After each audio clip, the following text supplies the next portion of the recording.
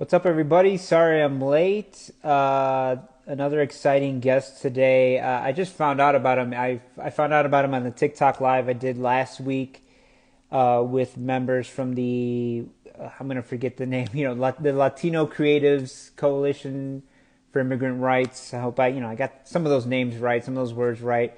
And I was talking to Naia Mitchell, who runs the Community X platform, and she had dropped somebody's handle. She said, my undocumented ass, which is our guest Che Guerrero's handle on social media, and he also runs the My Documented Ass podcast. I heard the name, I had to look him up, and I looked him up, and I love his content. I love his energy. I love his passion. I love, people are using, there's so many ways to use social media. Most people use it, to look at other people. Some people use it for evil, for egotistical reasons, to stunt, yada, yada, yada. And Che is, and some of the other people I brought on, people are using their platforms to affect change, to really make the world a better place, leave it a better place, right? I don't think that social media is bad in and of itself. It's all about how you use it, right? So let's see if I can get him in here, so I can talk. I do these IG lives so I can get to know people that I see online that I want to talk to and find out a bit more about. So and then you get to you know you get to listen in and you find out about these people too. Let's find out about Che. Let's see where he's at though. Um, I'm in Vegas. I live in Vegas, and so when I do these times, I'm PM Eastern. So I'm like, okay, is that? Sometimes I fuck up on the conversion, but let's see if I can get Shay in here. And I'm wearing my Honduran jersey. I got this in Tegucigalpa the first time I went to Honduras, right outside the stadium, because it's the World Cup 2010. Got to represent. Um, Honduras has never came anywhere close to winning the World Cup, but hey, we do all right for a small country. What, like 11 million? Really poor, obviously, thanks to over 100 years of U.S. policy. Just like any other Central American, Latin American country, Honduras is a very rich country, but its riches, it hasn't been able to fully take advantage of its own riches, and has been, some of those riches have been extracted. Let me see if I can get him in here. Um, sometimes this technology's great. Sometimes it's a pain in my documented ass, if I can say that, in honor of our guest today. Again, I'm going to be talking to Che Guerrero. He's a stand-up comic and undocumented immigrant who uses his various platforms. He's got over 100,000 followers on TikTok. He's got something like 7,000 on Instagram. He has his podcast, the My Undocumented Ass podcast. And he uses it to talk about immigration news and immigration stories and also, racial justice, and stuff like that. And I love his energy. I love his, content. Let me see where he's at. Give me a second. Like I said, I just heard about him a week ago when I was talking to those Latino Gen Z creatives. Um,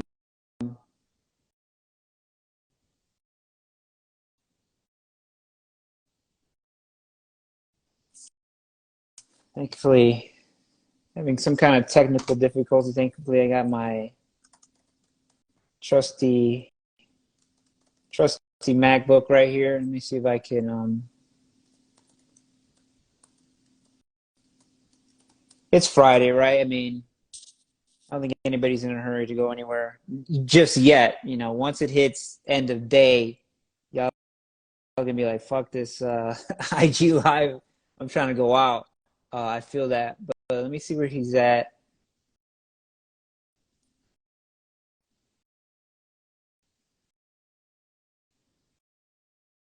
If you go to, he actually has eight. I just saw 8,000 over 8,000 followers on Instagram. If you go to his TikTok, his Instagram, he does these great stories about basic immigration news and racial justice news, Latino political news. I don't know how else you can say that.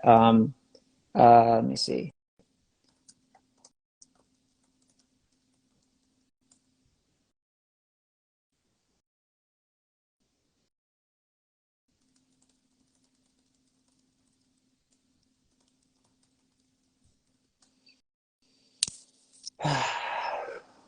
What's up, guys? Thank you guys for. Sounds nice, my document, right? I mean,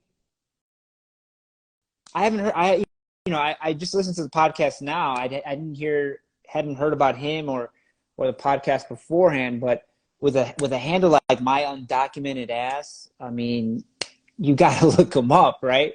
You got to look him up and you got to follow him. That's just clever, right? That's just, you get huge points for having a clever handle.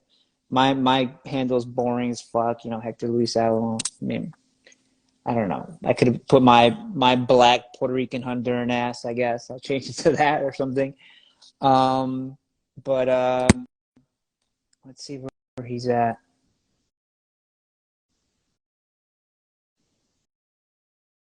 I would really want to talk to him about this. Since you guys are here, I really want to talk to him about this new bipartisan bill that was introduced by Maria Elvira Salazar, Republican Congresswoman from Florida, and Veronica Escobar, Democratic Congresswoman from Texas. Um, you know, it's bipartisan, but it's like even Salazar was, touting it as harsher in its penalties and in its limitations, or I don't know what the word is, but it's harsher than the House bill that the Republicans passed in the House a few weeks ago. I think in April or March. Um, you have to, immigrants would have to sign up for what's called a dignity program, pay $5,000 over 7 years. You'd be in the program for 7 years, pay $5,000. And then after completing, and then you'd be, that would give them the ability to stay in the country, have protection from deportation, be allowed to work in the country. They wouldn't be eligible for federal benefits. After those 7 years, they would be giving a dignity status where for another 5 years, where they're guarded from deportation. They have a right to work or the ability to work, and they can renew that every 5 years. Or they can go for the redemption program, where they would have to 5 years also. They would have to learn English, take U.S. civics, learn U.S. civics, and either do community service or pay another $5,000, right? And then if they do that, they get through the redemption program, then they're eligible for legal permanent status. But they have to go to the back of the line, right? So that's, for anybody who doesn't know, not good at math, that's 12 years before they're eligible for legal permanent status. And then in the meantime, they're paying $10,000 maybe, if some of them maybe might want to go for this bill probably has no chance of passing. So I don't know why I'm saying will, but would do community service. Maybe some would do community service rather than pay the $5,000. They'd have to pay back taxes, as again, the idea that undocumented immigrants don't pay taxes, don't pay into the system, that they get more out of the system than they put in, which is a complete fallacy, which is something the news has been reporting on, that it's a fallacy since I got into media over 10 years ago. But it's just this thing that keeps going around and around. So maybe, I think, if you see people on social media repeating the same thing over and over again, the same facts over and over again, it's because people repeat the same myths and the lies over and over again. So if they're going to repeat the same myths and lies over and over again, we have to repeat the same facts over and over again, just so that their lies and their myths and the false narrative doesn't stick. I think it's terrible. Oh yeah, and I forgot. Here's wait for the kicker, right? Then all the money that and I forgot that during the redemption, during the dignity program, the first 5-year program, 1.5% dignity levy tax would be withheld from their paychecks, from immigrant paychecks, right? On top of the $5,000 that they have to pay, on top of all the other taxes they have to pay, right? On top of the fact that they don't get any benefits during this whole 12-year process, right? Or they're not eligible for federal benefits. Maybe at the state level, right? The local level. But anyways, so all the money that's raised from this would go towards securing the border, right? Hiring more border patrol agents, because Lord knows we need more border patrol agents, even though border patrol is the largest police force in the United States, right? Something like over almost 30,000 members of the border patrol, right? And then also implementing all the high-tech gadgets, drones, motion detectors, everything that makes, basically militarizing the border, right? But in a nice, technological, futuristic way, right? Then also, the money would also be used to build 5 humanitarian camps along the border. Humanitarian camps. I mean, I don't know. I don't like any camps being built for immigrants along the border, but but humanitarian camps where asylum seekers would wait while their asylum cases are heard. This would look to streamline the process to 60 days, I think. But yeah, so they would live there, and it says, they would have the state of the art medical attention, state of the art this, state of the art that. I don't know how much I can trust that when the image of kids in cages sleeping under those aluminum blankets is still kind of scorching my mind. I don't know about you, but I don't know how state of the art these humanitarian camps will be. Also, the money raised from immigrants through this program, through this law, the Dignity Act, they're calling it the Dignity Act, right? Because Salazar says that it's based in Christian teaching. It's based in the Christian teaching of dignity and redemption, right? How Christian of America to, welcoming your neighbor, but make them pay, give them no benefits, put them to work, make them pay, make them wait in camps. That's very love thy neighbor of America. But what I was going to say is that, I lost my train of thought just racking on this whole idea of the Dignity Act. But the money, the money would go to also, so securing the border, right? Humanitarian camps.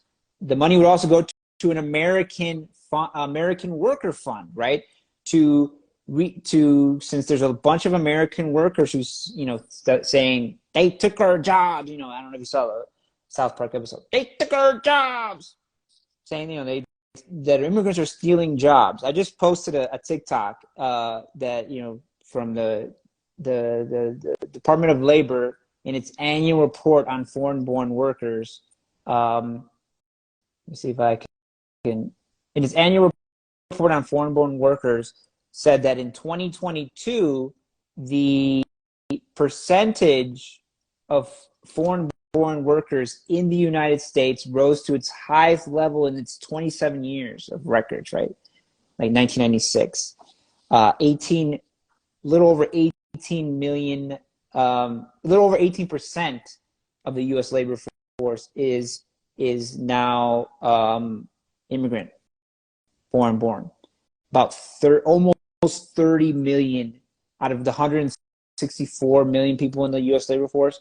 Almost 30 million, 29 point something million people in the U.S. labor force are foreign-born.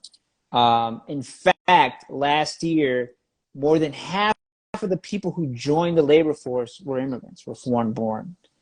So yeah, immigrants, and it said the DOJ, the DOL, the Department of Labor said that they're not stealing jobs. They're taking jobs that are, one, due to the fact that U.S. citizens, native born people, U.S. citizens, are not having as much babies as foreign born, right? They're not. There's a U.S. population turn slowdown, right? Two, a lot of baby boomers and older people during the pandemic and since then have left the U.S. labor force. So there's a lot of jobs. So they're not stealing jobs. There are jobs on the table that nobody else is going to take. And so just like that's what makes America great, right? Immigrants come here to do the jobs that nobody wants to do, right? It was the Irish on the Erie Canal. It was black people in the Chinese building the intercontinental railroad. You name it, right? Immigrant labor has built this country, or at least labor from outside, non-white. Well, that's because Irish, Italian. It's always been waves, right? Now it's Latinos, right? Now it's Latino immigrants largely that are the lower labor force that really drives, not only out in the, if you eat something at a restaurant or at your house, it's been touched by multiple immigrant hands at various levels, right? And so, or at least Latino hands, right? So and you're seeing this in Florida. So I wanted to hopefully I can get him in here. Let me see what's going on. I keep sending him the invitation and it says unable to join.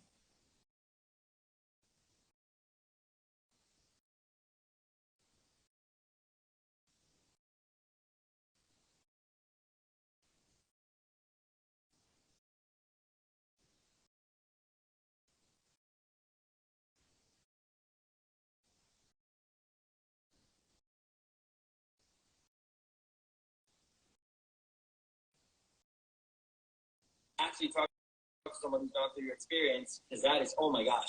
Having a therapist, I have a therapist right now who had family members who were undocumented. She wasn't. But just having that bridge to connect that mentality.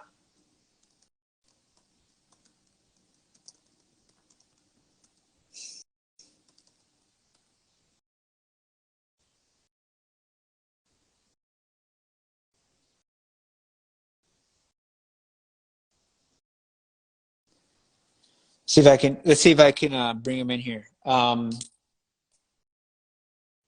Yeah, so that's kind of what I wanted to talk to him about. And obviously what's going on in Florida, with the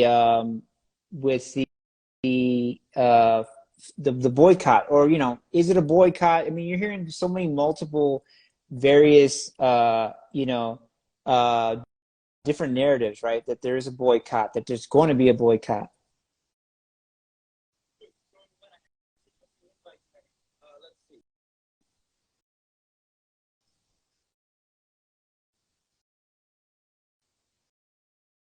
Hold on, he's doing his own. He's doing his own live. He's doing his own live right now. This way, I checked your page for about a few minutes to see anything come up. I thought maybe you could start one.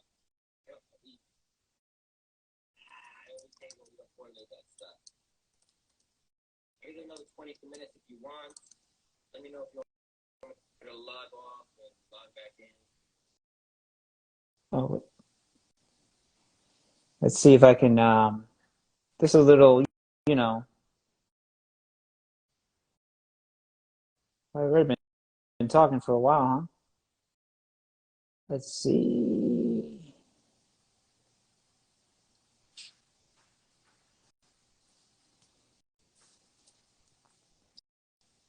Yeah, I didn't realize I've been talking for 22 minutes, but I mean that's basically the Dignity Act, introduced by bipartisan, you know uh, Latina congresswoman from Florida. Um, Here he is, Latina congresswoman from Florida, Maria Elvira Salazar, Latina congresswoman from Texas, Veronica Escobar. It's also, hey, what's up, bro? My bad. I always get confused with these things, man. I thought you could request me if you see me live already and all I that. saw you live and shit. Hey, man, it's good to meet you, Good man. to meet you too. Thank you, and thank you for all the work you do and all the stuff you put up, man. Seriously. I was just telling people that about the Dignity Act. I was going through all that shit, and I was also telling people that I was talking to people about from the what is this, the Latino Creative. I'm terrible at names. The Latino Creative Coalition for Immigrant Rights, and your handle came up. You know, my undocumented ass, and I had never heard of you, but I'm like, somebody with a handle like that, I gotta go follow.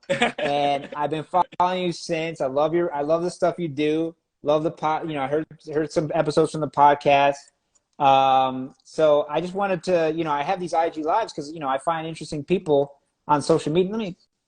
I'm fucking with my thing right here, but I come across interesting people such as yourself, and I want to bring them on and have our audience get to know you and me get to know you. And so why don't you introduce yourself? And I gave you a glowing introduction. I told everybody about the podcast and you being a stand-up comedian and undocumented immigrant, using your platform to talk about racial justice and immigrant stories and political news in general, right? Latino political news in general. Introduce yourself to everybody, Yeah. and then we'll get started. We'll chat for a bit. Yeah, thanks. A little bit about the origin story. I was born in the Dominican Republic. I came here when I was 6 years old. One of the ways I try to tell people, there's a lot of different, once you hear one immigrant story, you've only heard one immigrant story. You know what I mean? We all have such different, vast ways to get in here. My mother brought me and my sister here to try and get away from my abusive father, because there was that situations, where, women don't have a lot of rights back home and they have to, deal with police and authorities that just don't acknowledge or believe them. So she thought bringing us here would be the best thing. I grew up in New York City, pretty much unaware of what my situation was. My mom did not explain to us that we were visa overstays. She was just like, we're getting away from your father, and everything else just kind of like she was trying to figure it out. And unfortunately, aged out of a lot of programs. When DACA came out, I tried to get married, but that marriage fell through, and everything with that paperwork has gotten wonky. So that's why I tell people, like, even getting married, it doesn't solve anything. I'm in a weird limbo state right now where I don't know what's gonna happen to me come next year. So I always tell people I'm for a limited time offer. You know what I mean? Like, so you know what I mean? Just enjoy me while you can, man. I'll figure out the rest. So I'm in a wonky situation. So when I started, I started stand-up comedy actually at 18 because I was undocumented. I was like, I need a job that pays cash. And I happen to live in New York City, which is like, The where Mecca. everybody goes.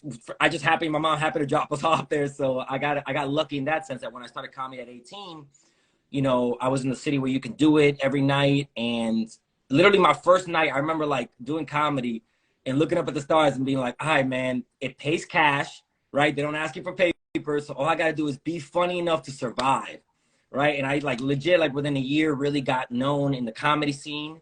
But then, I didn't tell anybody I was undocumented, and then, I made a lot of friends with a lot of people that were, now it turns out racist, but back then very questionable ideologies. When you're young and before Trump, it was very like, people weren't outright with their politics. It was That's still true. I very mean, like, and I actually credit, one of the good things about the Trump phenomenon is that it's out in the open now, right? yeah, Like you're saying, before it was like, is this dude racist? What do they really think? Now if somebody tells you, I'm MAGA, they have Trump 2024, you know where they stand yeah. generally. Yeah, and that's why in the comedy world, once Trump came into power and I started really expressing my status, seeing kids in cages, I started to see the backlash from the comedy community. Oh, legit, man, I can show you I can show you my tax returns from the year before I confessed that I grew up undocumented, was like $30,000 a year doing comedy. The next year, That's 10,000. wild. All they had to do was just not return my calls. Yeah. Once they knew I was pro-immigration, anti-Trump, grew up undocumented, still could be deported, they like wanted nothing to do with me. So that's why, like, the pandemic happened. I switched everything that I was doing over to TikTok, because like that's where the name my undocumented ass came. Because like whenever I do comedy, I never like to like put the joke on other people. You know what I mean? Because I don't know what you're going through. So I always put the joke on myself, like, like my dumb ass. So I was like, my undocumented ass couldn't get a driver's license. Right. So I didn't realize how much people who grew up like me needed the humor, that they didn't have the humor. So that's why, like, this is a complete blessing for me, because my whole career I was doing my art in front of white people, getting backlash, not realizing that there are people out there who want to hear what I'm talking about and who need it, because they don't see it in themselves that, that they could do it too. So I love, like, just be like, no, let's be loud, let's be obnoxious, let's laugh, let's talk about the issues. And the thing that hits me the most when somebody goes, man, you inspired me to start talking about my stats. I'm like, perfect, there's strength in numbers. I'm doing an interview right now, but we'll go in a little bit, okay? Promise you. Here you go. Go ahead, buddy. Tell you, kids with autisms are phenomenal with time. I told him 30 minutes because we took over. He's waiting. He was waiting too, like. Go, Papi. Papi, give me 1 second. Yeah.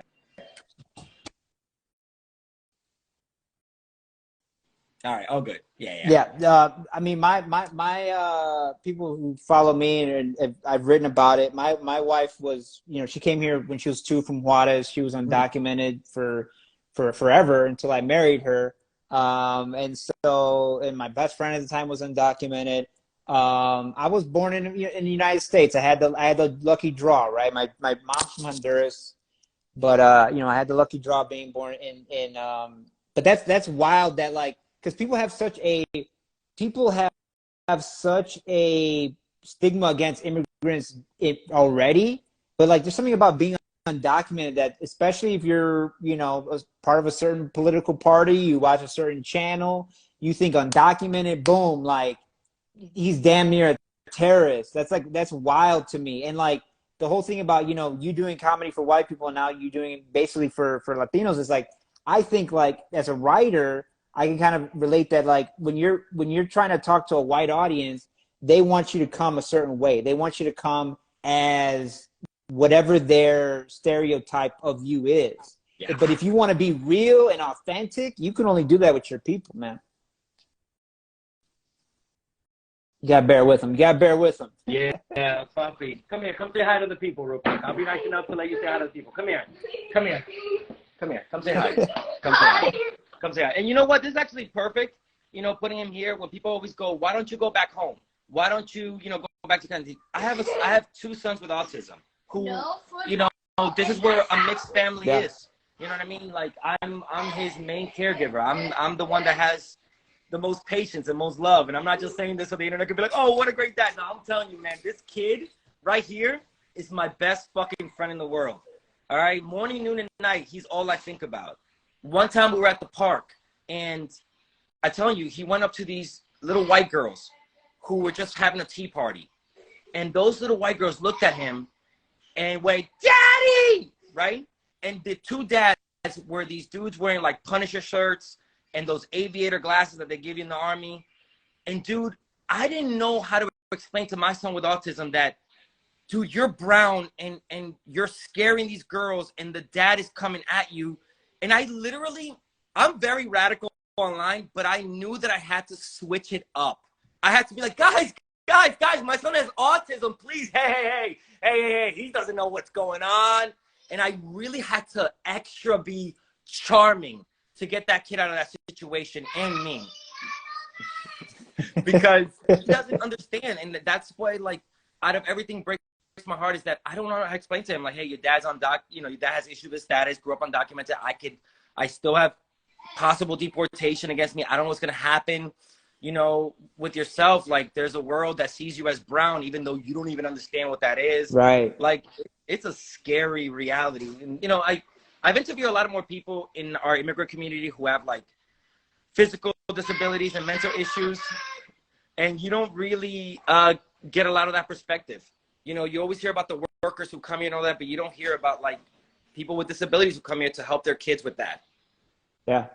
I mean, it's so, like, when you got on TikTok, did you immediately start doing, like, what you're doing now, talking about news, talking about basically doing commentary with comedy?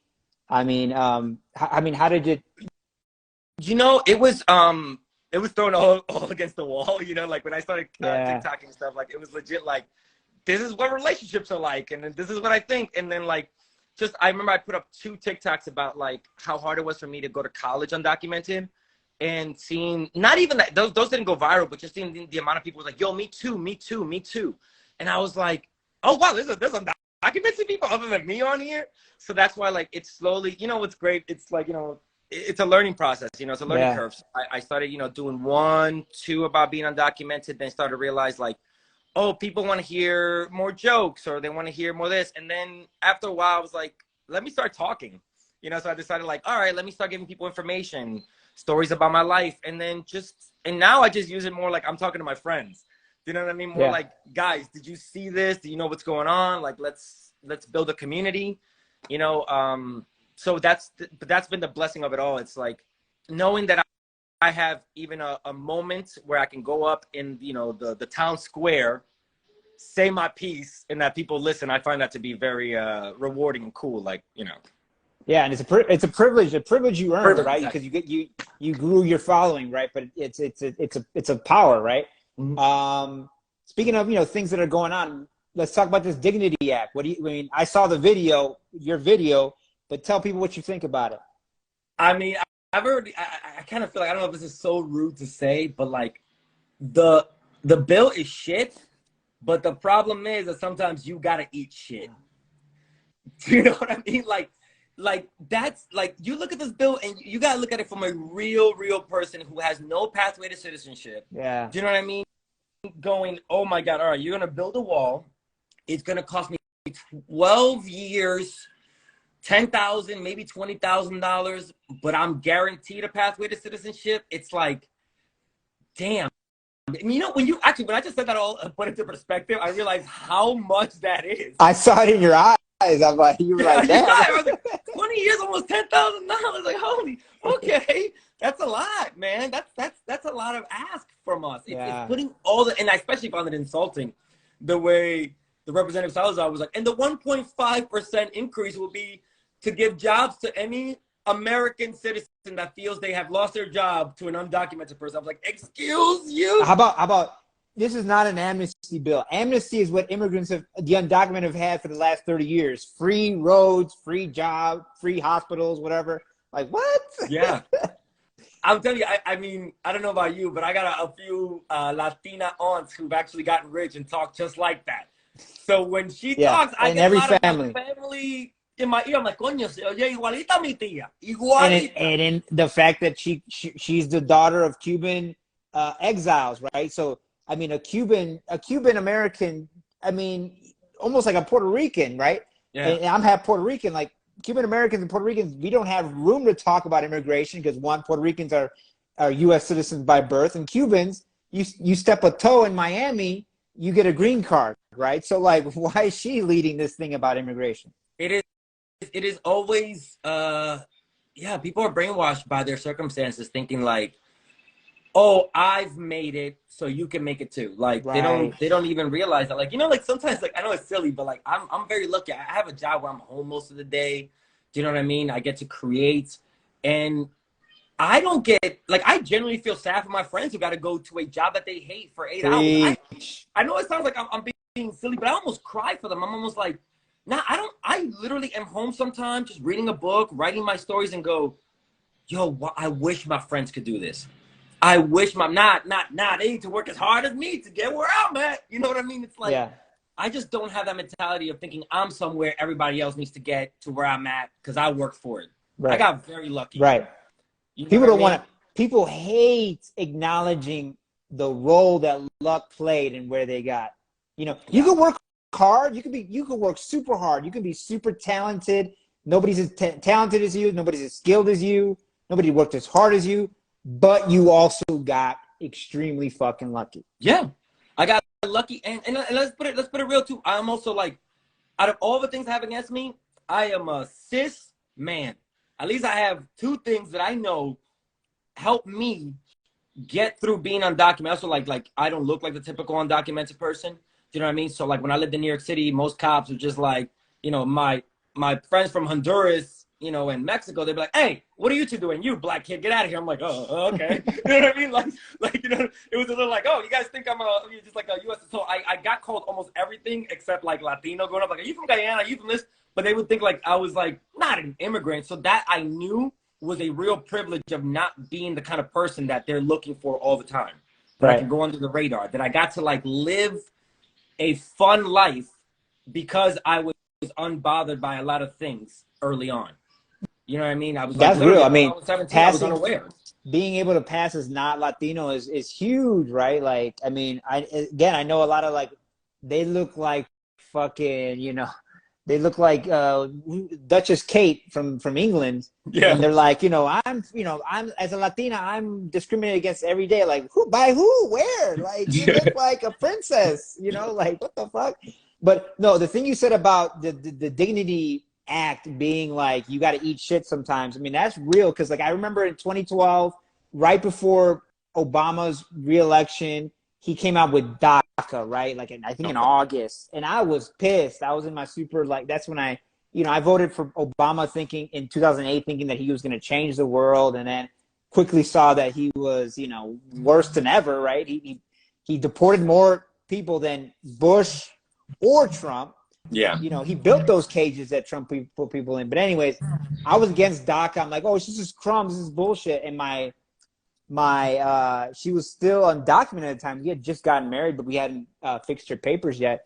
She said, nah, like DACA's going to help a lot of people, at least give them peace of mind that they cannot be deported. Like, you can't shit on stuff like that. And it always sucks to eat shit, but like, eating shit is better than fucking being, kicked out of the country. I mean, okay. I mean, maybe this won't matter at all, but I remember like from personal experience, right? I had to go to court once, right? To get some things changed with my divorce or whatever, right? And I remember like when we were in the courtroom, like the judge and my ex was making fun of me, right? They were like making fun of me. They were like legit, like cracking on me, the amount of money I make or whatever. But they were willing to give me what I wanted, but they were doing it by making fun of me. Like, and it was really hurting my feelings. And I just remember yelling and be like, you know what? I don't deserve to be treated like this. Screw you. And I left and I realized, you idiot. They were literally giving you everything you want, but like because of your ego. The ego. And because of your anger. You didn't stop for a moment and really look at the whole situation thoroughly. Wow. Do you know what I mean? And that's the moment I realized, like, yo, even sometimes when people are like making fun of you and crapping on you, really look at what they're offering, because they might be offering more than they realize out of their giddiness to like get one over on you. If you stop and breathe, you can, finagle some stuff. So that's why this plan, you have to really stop and breathe. Like, yes, border wall, protection. I hate all that shit, but faster asylum, DACA and TPS, get a pathway to citizenship, 20 years and $20,000. I mean, there's already people spending hundreds, 20, 30, 40,000. You look at really, you're saving maybe 10% in the overall run. You know what I mean? So you really gotta, when people are yelling at you and you think you're about to get offended, stop and breathe and realize what they're saying, because it might be in your benefit. And what do you think about this whole boycott Florida thing, right? I was just telling, before you got on, I was just telling everybody, like, there's so many like counter narratives. At Latino Rebels, Arturo Dominguez wrote about the Latino trucker boycott, and then we got all this flag saying there's no boycott. You see it on TikTok, right? These people going to their supermarket. All these people saying that there's a boycott of Florida. Our stores are full. Our stores are full.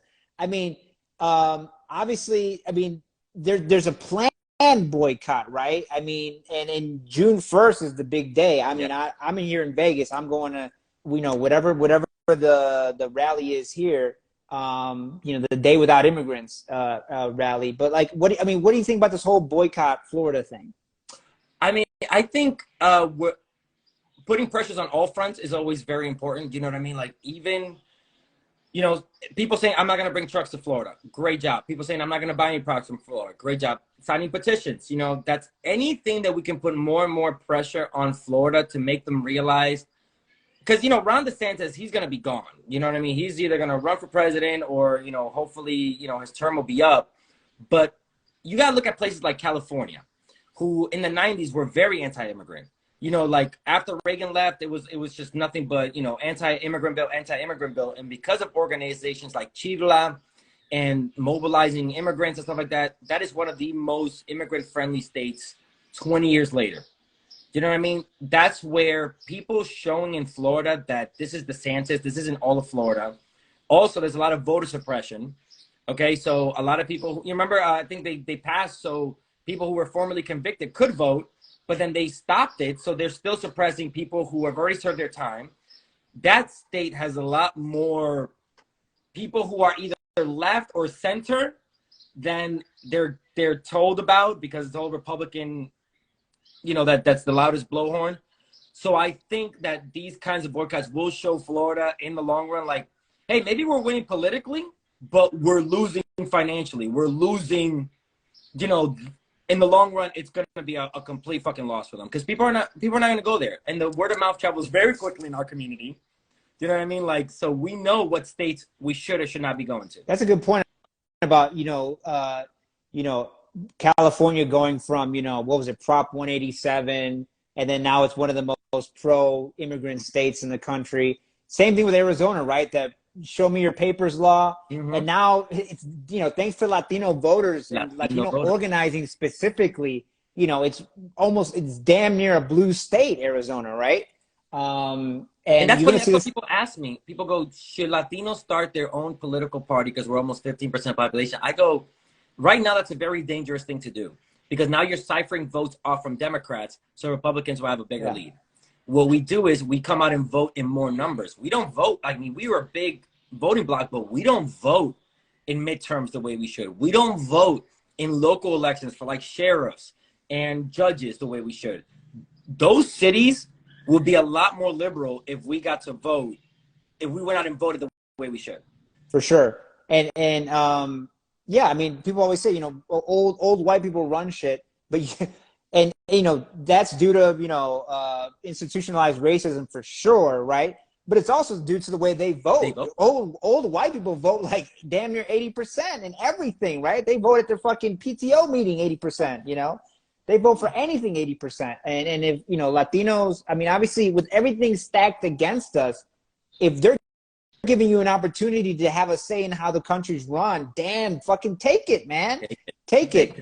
But it's also like you were talking about the incarceration, like anybody who doesn't know what you're talking about, the incarceration and losing your voting rights. I mean, anybody go read, you know, New Jim Crow which talks about how, you know, people, you know, law enforcement in the system targets black and brown people because, you know, you throw them in prison, and now this person can't vote for the rest of their life, even if they get out in 5 years. They can't vote for the rest of their life, which is ridiculous. But it's just a way of disenfranchising people, right? And also, if I can recommend another book, because you said the New Jim Crow, Poverty by America. This book has a lot more about how the immigrant and undocumented community are purposely kept exploited, poor, to feed the rich. And this book does a great job about really showing the class divide, that, you know, an undocumented person getting maybe health insurance so they can, you know, fix their broken arm is considered welfare and communism, but having a rich person keep $3-4 billion in taxes is not. So who's really getting more of the social welfare, you know, and the communism? It's rich people. They're getting the bigger cuts. They're getting everything, while the rest of us are literally kept in poverty so they can keep their yachts. Yeah, I mean, Jeff Bezos, I think he's got a yacht that pulls his super yacht. Yeah. Yeah. Fucking nuts. What are other stories you're following? What are you, you know, what's on your mind right now? Right now, people actually just send me some information on something. I believe it's called HR 2494. If I'm not mistaken, and this is AKA the Police Act. 2494. The Police Act. This is actually it was passed, I believe, last week in the House of Representatives, and this one is to make it easier for police officers to charge undocumented people with assaulting an officer and getting deported. Do you know what I mean? So it's like right now, and I love the way, like, because right now it's really only like on Fox News and Republican stations are promoting this, and it's like undocumented people have gotten away with assaulting officers for way too long, and you're like, officers lie. Yeah. Okay, what is assault to an officer? You going, hey, what are you doing to me? You know, they're like, whoa, you try to swing at me? You're like, no, I didn't know you were behind me, bro.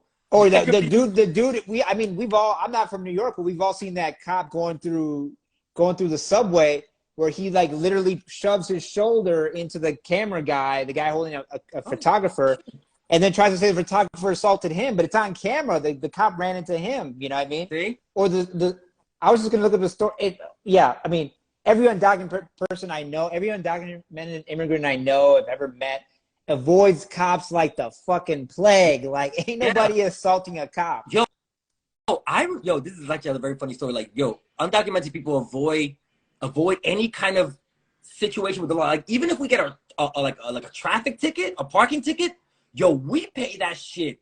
We do not want to go to traffic court.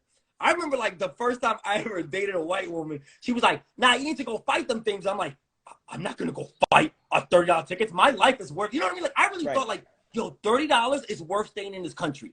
Like, I am not gonna go fight a $30 ticket. Like, you know what I mean? That's how afraid we are. I'm like, I'm gonna pay anything and everything they say. Funny story is that right after my wife got her green card, she gets into a car accident in a parking lot. She accidentally, she says it was accidental, but I don't know how it happened, but she accidentally ran into a cop car.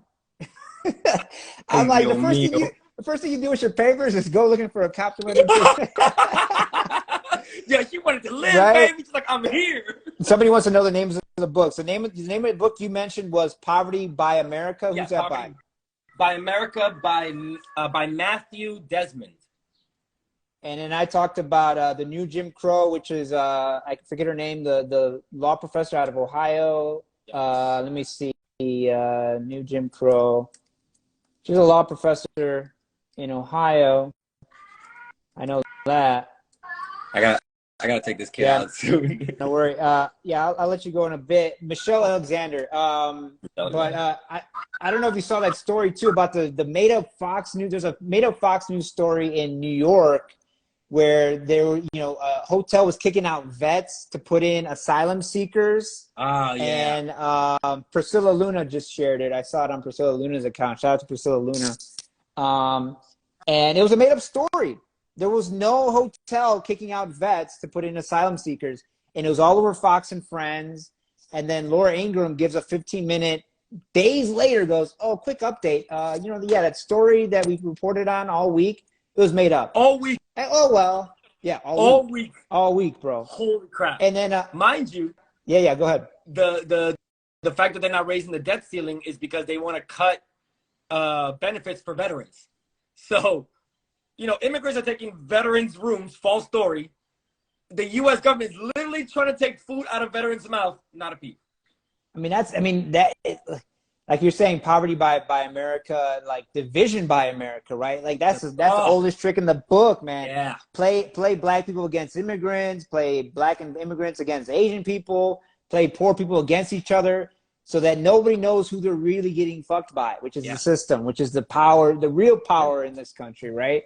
And I guess lastly, I know you're busy. That story you also reported on I'm gonna butcher how you say it, but the Tohono O'odham man along the Arizona border. Tell that story. Yeah.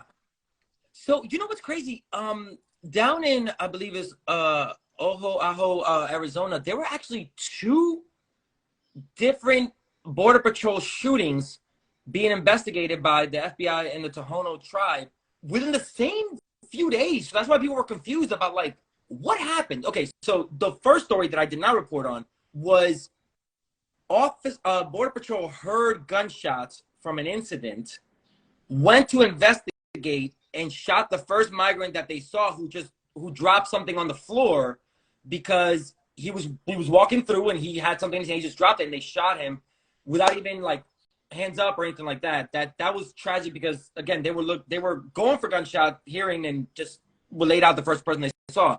The one that I reported on, which is very trippy. It's a Tohono man called Border Patrol because he found some people who were crossing the border without going to the port, you know, undocumented, were sort of in his area. So he called Border Patrol on them. When he heard that Border Patrol was coming up to his house, he went out to greet them like a friend, and they shot him 30 times. Wow, bro. So I know I'm just repeating what the people said in the comments. It was like karma, you know what I mean? Like, he was also, you know, indigenous person, but, you know, people from Latin America have a lot of indigenous. So people are like, yo, these are our cousins. These are our brother and sisters that you call the authorities on, thinking, you know, this is the mentality with some, you know, that's why they say, you know, not all skin folk are kinfolk. You know, some Wow. people really think that, you know, oh, I'm brown, but I'm not like the other browns. And the cops come and they're like, hey, man, you look like every other brown person I'm looking for. So I'm gonna think you're the criminal. And that was a very trippy story. With, like, you know, you feel bad for the guy, like, family, you know. Also, there's been a lot of reports of the man also being having other criminal situations against him. So people are like, man, this story just keeps having layers. Apparently, you know, I'm trying to be a journalist, so I can't confirm or deny Great. that That's there beautiful. are charges against him for sexual misconduct, but there was that narrative that this man also had these things against him. So you just like, you feel so conflicted about the story. Yeah, I'm just It's reading right all now. over the place. Estimated 38 shots fired at 38 him. shots. Yeah. Wild. I mean, yeah, and this is the area right along the southern Arizona border. Yeah. You know, they call it the Devil's Highway, right? It's one of the Yeah. most crossed areas of the border. Yeah. And I mean, yeah, I mean, if you call violent force on somebody, and that violent, you know, a death is a death, right? And you don't want to see anybody die, you know. But, you know, you call violent force on somebody, and that violent force ends up being used against you. Like you said, karma, man. Yeah. Karma. Bro, I had that happen to me once where I legit called the cops. They showed up and they literally rounded me up with everybody else. I was like, wow, okay, so I'm never doing that again. We got Never. Me and my Latino friends, we were all working class. You know, some of us were immigrants. We got into this huge argument with some of our friends who were non-Latino, you know, all U.S. born, high class, everything like that, upper class. And it was an argument over, if something happens, are you going to call the police? Like, if something happens, some kind of crime is committed against you, are you going to call the police? All of us are like, hell no, we're not calling the police. And they thought we were so stupid, ignorant. They were, you know, saying all this stuff. You guys are ignorant, blah, blah, blah, because they just don't know. To them, police is like, oh, the good guys. Here comes, you know, Officer McFeely to help me. And we're like, no, bro, like, I'm not calling no police, because, like, how many times does somebody call the police for their family member who's having a mental episode or something, who needs help, and the cops shoot them because, like you said, brown, black body, threat, disposable. Oh, I mean, that's the same conversation I've had with a lot of people about, you know, again, going back to my son, the sandwich is up. You know, I tell people, like, my biggest fear is an officer taking out my son who has autism, and they go, oh, no, that'll never happen. I go, wow. The fact that you can even be oblivious to that and say, that'll never happen, makes me realize I need to be even more careful. Because if you don't believe me, then, yeah, no. It's ridiculous.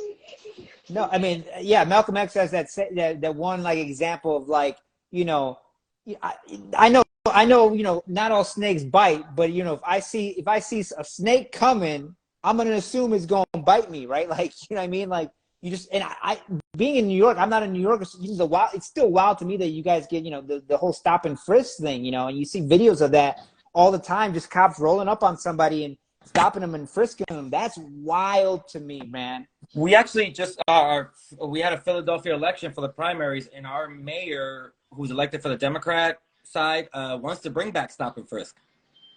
And that's wild. just, like, insane. That's a Democrat. You know what I mean? Like, it's crazy. I mean, so it's just, yeah. Leave it. That's a good segue to maybe the last question. Yeah. Last question. It looks like, you know, it's going to be Biden. Biden's running again, right? Obviously, it might be Biden Trump. It might be Biden DeSantis. I mean, what do you think about? I mean, what are your thoughts about that? I mean, you're undocumented. You can't vote, but, like, can't vote. So unfortunately, I have to say, you know, push. That's why people are like, you know, we're going to withhold. People are saying we're going to withhold voting for Biden. You know what I mean? We're going to withhold our vote until he promises immigration reform. I'm like, that's a very dangerous move this time around. And it is a very dangerous move. What we should do is, I think, presidents get a lot more ballsy when they don't have to be reelected. You know what I mean? Like when they have their second election under their belt, presidents tend to get a little more like, screw it, I'm going to do what I want. So I have hope that if Biden gets another term, he doesn't have to run again. So he can be a little more like, let's do some executive orders on, excuse me, on some things. But come, 2028, we need to start really getting the Latino vote out there to push towards another candidate. Forget that whole, we need to go with the safe route of another Biden, because no, there's no safe route. People are, I believe Bernie Sanders could have beat, could have beat Donald Trump, but more people went for the safe route. The older generation went for the establishment, and, I think by 2028, we need to get younger voters, a lot of voters who have seen, LGBT members who've seen what's been going on, more immigrants who are going to get pathway to citizenship in those years. We need to go out there and vote for somebody who's a lot more left. For sure. For sure. You got to leapfrog this. We got to leapfrog it, Yeah. I agree. Completely agree. I think Bernie would have beat Trump in 2016. He would have been beat Trump in 2020 for sure. And then the stats show that, right? That voters that voted for Bernie in the primary ended up voting for Trump in the election because they didn't want Biden. They didn't want establishment. Yeah. But anyways, thank you, man. I know you're busy. You're a busy man. Thank you. Let everybody know where they can find your stuff, man, and follow you. Yeah. Please. My TikTok, my Undocumented Ass. Also Instagram, podcast, same thing. And if you go on any of my social medias, you follow my link tree. I also have an email list, a newsletter you can sign up for, where you can know like where I'm doing stand-up shows at. I'm trying to start a little stand-up tour because, like I said, like I told you in the beginning, like I'm not getting booked by the traditional comedy clubs because of my brand of comedy, even though comedy is supposed to be outlaw and against the government and everything, but here nor there. So I want to really start just going to places that Latinos want to see me at, going directly, bypassing all the people and going straight to the pipeline and be like, do you want to see me? Let's put on a show. I don't care if it's 100 people. I want to see my people. So please go on my link tree in my in any of my links in my social media, and sign up for my newsletter. That's really what I'm trying to push people to. Sounds good, man. Thank you again I'm gonna follow you. I've been following you, and look forward to seeing the other stuff you post, man. It's a pleasure, man. Take it easy. We'll talk soon. Have a good weekend. Peace. You too.